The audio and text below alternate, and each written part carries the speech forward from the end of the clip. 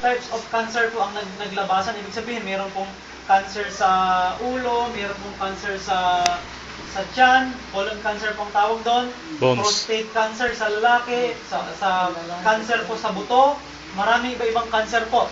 Sa babae naman po, cervical cancer, ovarian cancer, breast cancer. 12 klase po ang cancer po ngayon naglabasan. So natutulungan din po ng ating produkto. Ipapaliwanag ko po kung paano siya makakatulong.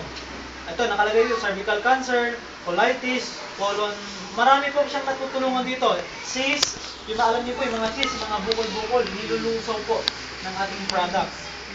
Diabetes, dengue, usong-uso po ang dengue ngayon, di po ba?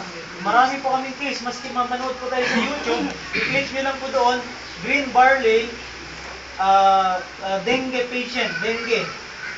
Lagyan nyo lang po, green barley dengue, may papakita po doon sa YouTube, sa internet, mapapanood nyo po. Dysmenorrhea, marami po, epilepsy, gallbladder stone, nilulusaw po yung mga kidney stone at gallbladder stone. Katunayan po, yung Kabalen po natin, si Kabalen Jess Lapid Jr., Kabalen po natin, yung mga Kabalen na kapampangan. Meron po siyang kidney stone.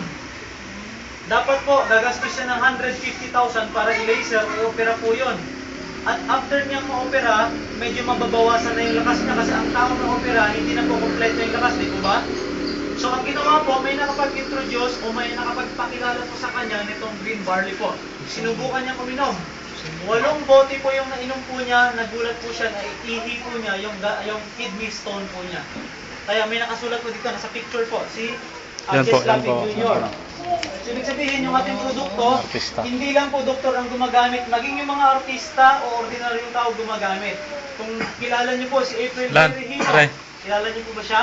Kung mga umaawit po, alam niyo po si April Berihino, nagkaroon po siya ng prostate cancer. May palabas po sa TV no, na prostate cancer siya.